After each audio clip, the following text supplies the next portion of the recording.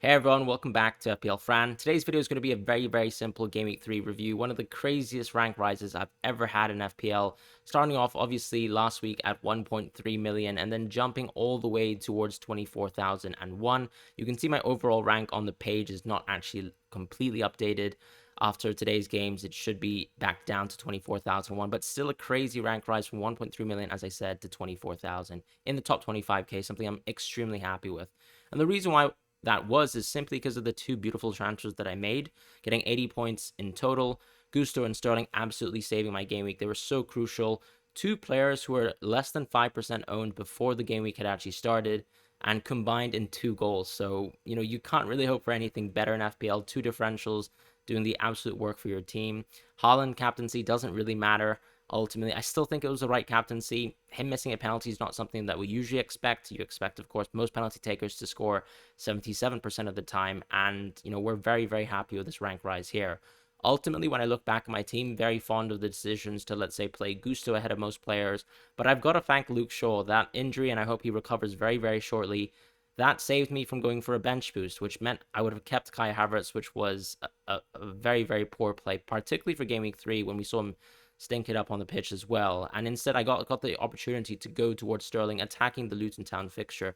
Part of the reason why I did that is because just looking at, let's say, Kai, and looking at Jesus coming back in terms of the timeline there, just didn't seem like, even in the dying stages of the game, if, let's say, Arsenal were to play Kai for 90 minutes, that he'd get minutes in the 9. And that was already killing off the punt for me, because the whole point of the punt was that. And this was a great opportunity to go for Sterling, who looked at great in that West Ham game, capitalizing on his sort of form there, and also just seeing that, of course, Sterling is a historical good Premier League player. Yes, of course, he's fallen out of form, and arguably his best football was last played in the Euros, but we managed to catch it this week, so I'm extremely pleased. And Gusto honestly played incredible. We know he was a very capable league right back, and he delivered in spades. Of course, the assists were nothing crazy. I think even, for example, someone like Udogi or even Cash had better game weeks when it comes to their sort of individual performances. But when it comes to the FPL output, very happy with what Gusto delivered to me.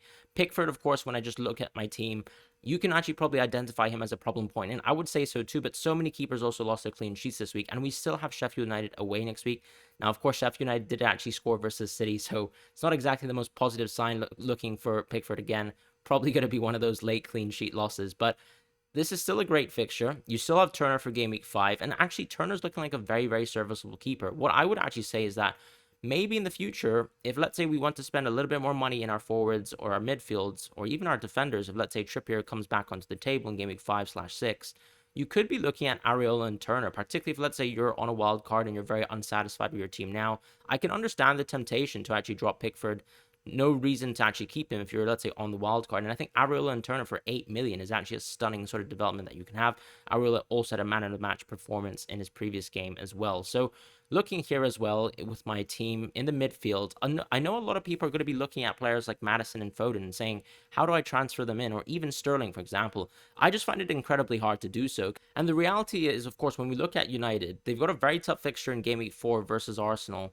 But going forwards, you've got a great run until Game Week 8. And this is what FPL is really about. Sometimes it's just about holding assets until they come true. And I feel like this is a great example with, let's say, Fernandes and the haul that he had this weekend. He could have actually had more. We know that he could have had more in the Tottenham game as well. And I just think this is the case of actually the benefits of actually holding a good pick like Fernandes and even someone like Rashford, who's historically been great. We know that more strikers going to come into this team. Højlund, for example, should maybe make a start. Game Week 5, for example, is also a couple of weeks away. So if Højlund has a delayed back injury sort of development, then he can still come back in Game Week 5. And the whole idea of keeping players like Rashford and Fernandes is that you can actually keep them up until Game Week 8, really. And I think I still see this as a great opportunity to keep Sterling as well. If you're, let's say, thinking of bringing a transfer, I would probably think about going for Maddison or Sterling as opposed to going for Foden. Foden probably actually has the best fixture for the next weekend, but I still think that there's a question, of course, of Pep Roulette and the minutes available, because you're still looking at someone like Bernardo Silva today. He could actually play in front of Foden, and that's the sort of issue that you have with the City team at this moment in time. As far as Mbeumo, he's got great fixtures ahead. And we knew that this Crystal Palace fixture wasn't a perfect one. But the idea, of course, with holding someone like Mbeumo is he is that talisman for this Brentford team, and you have the benefit of penalties. You're not going to get penalties every week, but the idea, of course, is still, even in open play, his underlying stats, his non-penalty expected goal involvement is very, very good still. So there's no reason to really move away from him. When I look at my defense, I've got a glaring issue with Luke Shaw. So I've got to say that Luke Shaw has to leave. He probably has to leave for Udogie or Diaz. But the question is, when does Luke Shaw leave? Because it seems like his injury could actually be lasting up to 2 months. It seems like the injury was actually worse than sort of initially reported as per David Ornstein. So we could be looking at an opportunity here to move Shaw immediately out to someone like Udogie, who I think has really good fixtures for Game Week 4, and particularly for Game Week 5. That's going to be Sheffield United at home. So I see it as a great opportunity to attack once again, go with Udogie. And you can see with 2.9 million in the bank, it's sort of a crazy landscape that we have in FPL that I'm actually genuinely considering transfers to further downgrade my team in terms of a budget point of view. So let's say taking Shaw out of my team, going for someone like Udogie does still seem to make sense for me. So I will be doing that for the time being. As far as other players, yes, obviously João Pedro is a problem point too. I would actually definitely consider moving out of João Pedro, and there are a plethora of options right now in my head. I would say Alvarez is still interesting because we've seen 3 starts in 3. The question, of course, is let's say, does Alvarez or Foden lose out if, let's say, both of them are fit? So Foden was actually only out really because of a sort of gastro-related illness, and we're not sure if he comes back into the team immediately. Someone like Bernardo Silva, you could argue, could be rested, but I still see it as an opportunity for City sometimes to play a slightly stronger team in terms of getting one additional attacker. Because what was the situation late in the game when Sheffield United actually equalized with the Jadon Bourne goal? What happened is that Pep took Kovacic off and actually played Foden instead. So you can still see potential lineups in the future where Bernardo Silva can continue to be used as a utility player, and you can still maybe actually have 4 additional attacking City players on top of that. So I do think there are structures like that that could be interesting, and that could sort of guarantee the minutes of Julian Alvarez. He had a very, very good first half. Someone like Isak has now better fixtures now that Liverpool fixtures come and gone as well. Same with the City ones. But I also think that his minutes are slightly poor.